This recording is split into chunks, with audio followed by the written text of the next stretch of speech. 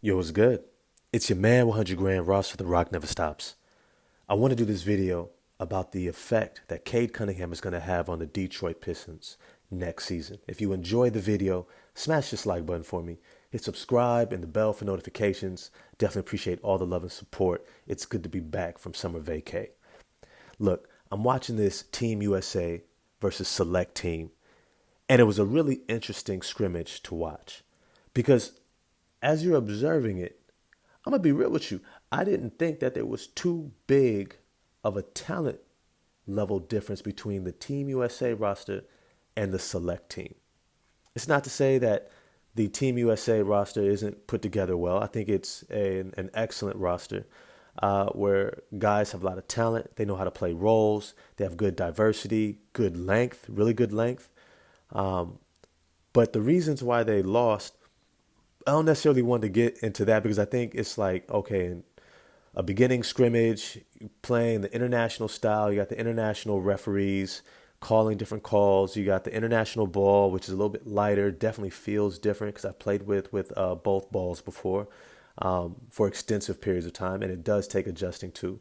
There are a lot of wide open shots that the Team USA players miss that they're probably going to knock down by the time that they get into tournament play. But it's to say that when I watched the select team compete, Cade Cunningham, 100%, is every bit the leader, floor general, coach on the court that we saw that he was as a rookie and before he got injured last season.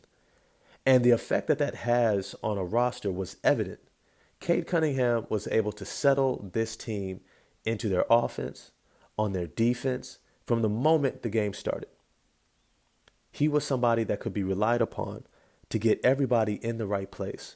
And because of his style of play, that very unselfish style of play, I think he settled things down into having this team-oriented outlook that any winning franchise is going to want to have. But outside of just how the team or the select team did in general, I really want to point to what I saw with the chemistry between Cade Cunningham and Jalen Duren looked like. This chemistry between those two was really something special. It reminded me of a Steve Nash and early Amari Stoudemire. That you had a player who had a lot of talent, a lot of skill. Well, not, I'm not saying a lot of skill, but a lot of talent, a lot of ability in Amari Stoudemire. But you saw Steve Nash making this concerted effort to get him the ball because he knew that if he could get this big man going, his upside was going to elevate everyone else. And it did. And when I saw this game, I saw immediately Cade Cunningham was making a concerted effort to get Jalen Duren the ball, whether it was on lobs, they connected for multiple lobs, which he loves to throw. And it helps that Jalen Duren is a great athlete with a 7'5" wingspan and great size to take up space as well.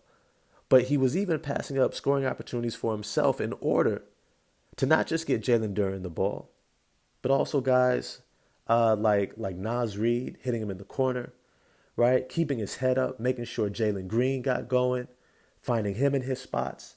He was literally ensuring everybody around him was playing at an optimal level before he was looking to get his. And of course, you know, when he got pressed a little bit and pressured by Jaren Jackson, he just went right around him and got to the rack and got fouled. But this, I think, is something to note because we're looking at a Detroit Pistons roster that is a very young roster, very talented. Troy Weaver and his group have to be given a lot of credit for the amount of talent that they have amassed on that team and talent that looks like it is developing and getting better and better. But it's to say that many times when you have a lot of talent, you need somebody who can actually bring all that talent together. And that is not something to be taken for granted. That is not something to assume that guys naturally come together because we're all talented and we all naturally want to win. Sometimes most of those guys have always been, quote unquote, the man. They've always been that dude who's taking all the shots and everyone just follows behind. And so they haven't necessarily developed that skill to defer to one another for the greater good of the team's opportunity to win. And this is where Cade Cunningham comes in. The effect that he is potentially able to have on this type of a young roster with Jaden Ivey, Asar Thompson, Jalen Duren, James Wiseman, right? Marvin Bagley. You got a bunch of guys, Marcus Sasser, who's still young because he's a rookie in the NBA, right? A bunch of guys who are still learning what it looks like to win at the NBA level. Some of them, like Isaiah Livers, they've had a couple seasons now under their belt, but they haven't been winning. And because they haven't been winning, they haven't necessarily experienced what it looks like to compete, to win in the NBA, what it is going to take in terms of sacrifice, focus, attention, and ability to play together, maximizing each other's strengths in order to come out victorious consistently.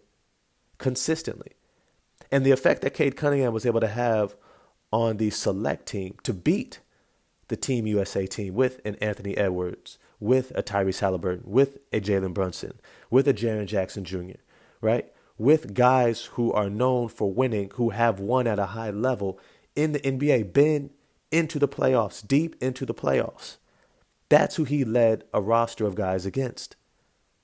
He led a roster of guys in that select team that have not been deep into the playoffs. He's got guys like Chet Holmgren who haven't even played an NBA game yet, right? And he's leading this team to victories. Now, once again, I want to say, hey, it is just a scrimmage. I got it. And there's a whole bunch of open shots that the Team USA members missed. I'll give you that. Granted, bet. But he still did it. He still did it because it wasn't like the select team was also just hitting everything and the Team USA roster was just missing everything. Both sides were missing wide open shots. But it's to say, can you win those ugly type of games? That is a skill in and of itself as well. Because there's going to be games where shots don't drop. Can you still find ways to generate offense? Can you still find ways to generate points? Can you keep guys involved and bought in and not just becoming shot chuckers thinking that they got to shoot the ball a million times to try to get their team into the game? And this is a part of the effect that Cade Cunningham has. He has what we call a calming effect. A calming effect. He makes things calm for your team. And that is especially important when you have such a young team. When you have a group of guys who have not won at a high level, who are going to be competing in ways that they have not experienced before yet in the NBA. And as a result, because they're brand new to the situation, they're going to have to figure out, what do I do? And many times it's not so much if you can figure it out, but it's can you stay calm enough and focused and clear-headed enough to execute what you already know to do. And this is why it is imperative to have a floor general. When we look at the difference between what the team was last season with Jaden Ivey was not out there trying to make guys better. He was playing point guard, which he did not foresee himself doing as a rookie, coming in and being the de facto point guard because Cade Cunningham was there. He was the de facto point guard, and they had Corey Joseph off the bench and Killian Hayes. He was going to come in as the de facto off guard, a combo guard, kind of shooter in the whole Eric Gordon type of role, right? Shooter, slasher, get out in transition, and all of a sudden, he's running the point. Well, as much as he did progress, I want to give him credit, he still reminded me a lot of Russell Westbrook. And I know that, that's kind of a buzzword and it could be inflammatory at times. And, I don't run from it because I think some of it is, noted. Russell Westbrook struggles with decision making, especially in tight situations and high pressure situations, i.e. the playoffs.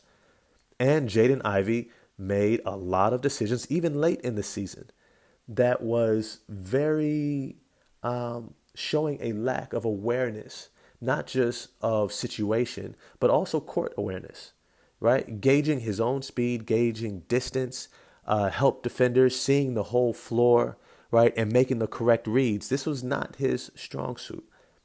But it's all to say is that now you have Cade Cunningham, and that is his strong suit.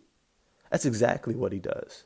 He reads the floor, he reads the game, and he makes the right decisions. He's somebody who understands as an extension of the coach what is needed from moment to moment. And I think the impact that he has, and I know you all are probably waiting for me to get to this, is that the impact that he's going to be having on these guys is going to make the game easy. He's going to make it simple. When he's hooking guys up for lobs and kickouts for wide open threes, I think he's going to increase everyone's shooting percentage.